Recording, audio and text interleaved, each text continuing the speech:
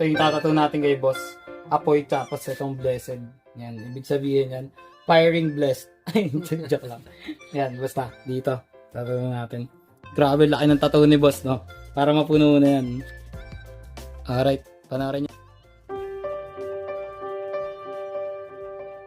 Ngayong araw, isang murang tattoo na naman ang ibibigay natin para sa chef, tagalutong marino na cook ang bibigyan natin ng murang tattoo dahil dinayo pa tayo netong si boss mula pa all the way from Pasay, ang lugar kung saan pinapark, ginagarahe ang mga eroplano na doon sila nagtayo ng toda tapos yung mga piloto naglalaro ng chess o dama habang nakapila at naghihintay ng magpapa-special o makokontrata. Ano daw? Airport naging pan-tricycle yung galawan no? Anyway, client requested a belly tattoo.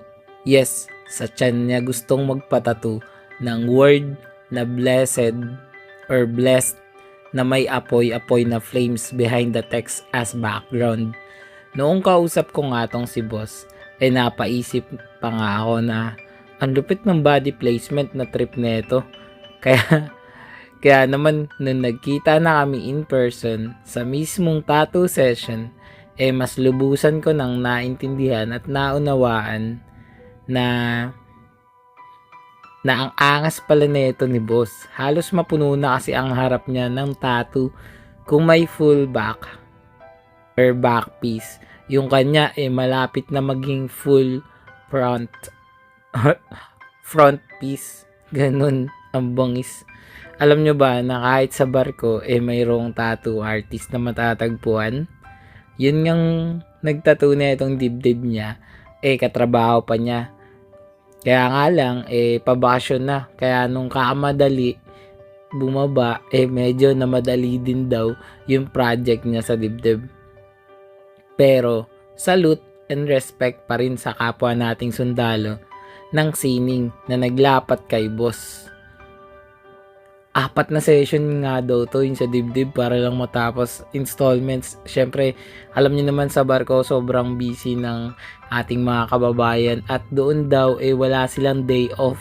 24/7 sila doon na nagtatrabaho tapos minsan mga 6 to 8 months or 9 months yata yung iba na kontrata tapos paglapag nila dito meron silang 2 months na bakasyon. Ayun. Yun yung mga nakakalap ko kay boss ng mga impormasyon. Anyway, balik tayo dito. Don't worry. Sabi ko nga kay boss, buti na lang at di natapos to ng ibang tattoo artist dahil ako pala ang tinakda na magtattoo nito. Magliligtas sa naaapi at magpapanatili ng kapayapaan ng daigdig. Ito na naman ako, puro kalokohan na naman.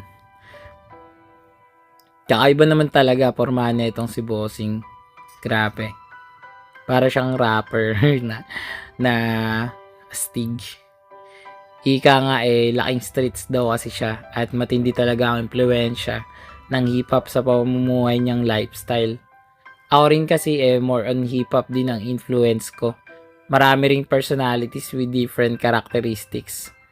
Ang sinusubukan ko i-adapt or kahit nga minsan na di intentionally nakukuha ko na nagiging ugali ko.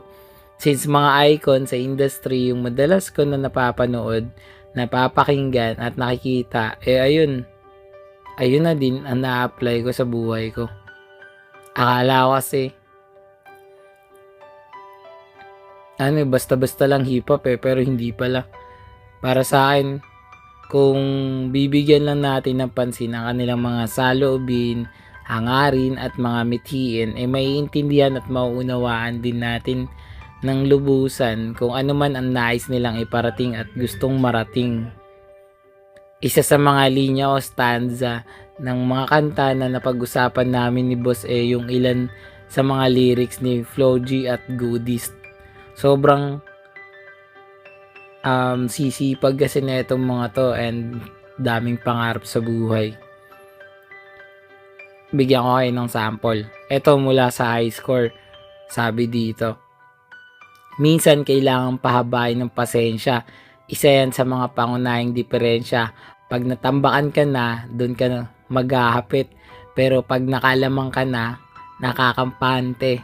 Sana kuha mo yung punto. Mula simula hanggang sa dulo. Dapat isagad mo yung laro mo. Dapat lagi ka nakatutok kada minuto. Ganun. Siyempre, ako, personally, kahit pagdating sa break, pagka andyan na yung opportunity sa harapan natin, grab na natin, tapos hindi pa yun ang katapusan, kundi dun pa lang mag-uumpisa ang tunay na trabaho, kasi kailangan dun mo ibuhos lahat ng sipag na meron ka, kasi para magbunga yun or para magtuloy-tuloy yung nakuha mo na pagkakataon, kailangan trabahuhin mo talaga siya. Eto naman sa batugan, kay Flo G pa din. Di lang pala yung tulog yung pwedeng may mapanaginipan. Ibig sabihin pati gising. Di rin pwede na lahat ng gusto idaan sa hilingan. Pag may nahiligan, di madalian, di madalian. Ba't di pag-igihan, sige ikay magpursige kasi di pa na ano daw, di pa huli. Yun. Pero sa'yo yan nakadepende. Di yun nakabase ka sa swerte. Di laging pa pwede na yung pwede lang. Kung pwede nga isipin na walang bagay na hindi pwede. Siyempre, di araw-araw 25 ng Disyembre. Darating at darating ang peste. Yan ang dapat mo paghandaan. Kasi buti pa yung leche plan ay may plano kahit leche. O diba, dulo niya is medyo pabiro na yung tungkol dun sa leche plan. Pero yun talaga, kasi marami sa atin minsan putik na yun, puro dasal-dasal lang diba? Which is wrong or which is kulang. Dapat talaga samahan natin ng tiyaga, ng determinasyon, ating pagtitiis, pagsisipag, ng talino, ganun. Para syempre kung meron ka lahat ng mga recipe ng tagumpay, putik na yan. Pag di ka pa nagtagumpay, ewan ko na lang pero kung yung kinukumpleto mo ay mga recipe ng disaster, oh my god, huwag ka nang umasa na magsasucess ka pagdating sa ganyan. Siguro eto masasabi ko lang na hindi lahat ng masipag yung mayaman, pero lahat ng mayaman masisipag. Alright, gets nyo ba yun? Medyo magulo pero kumbaga kailangan lang talaga nating magpursige. Merong hindi yung mayaman pero meron ding dahilan yun kung bakit hindi nila nakukuha yung mga deserve nila ng mga bagay. Siguro nagkaroon sila ng mga problems na ganito na hindi nila gaano na pagtuunan ng pansin to, hindi nila gaano na pag-aralan. So ayun, ang daming sinasabi, no? At ito last kay Goodies. Actually sobrang dami pa mga pinapakinggan ng mga music na sobrang motivational, inspirational.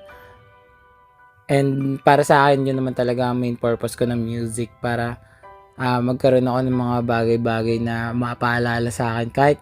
Kahit yung tipong alam ko na pagka na-remind ako somehow, somewhere, or some music, malaking tulong yun para sa akin. So, ito na nga yung kay Goodies ng 1096. Dami kong pinagdaanan at hindi yun madali. Pero kahit na ganun, ay mas pinili ko pa rin ng ngumiti. Kasi napakaikli lang din naman ng buhay. Ang bilis ng sandali. Yeah.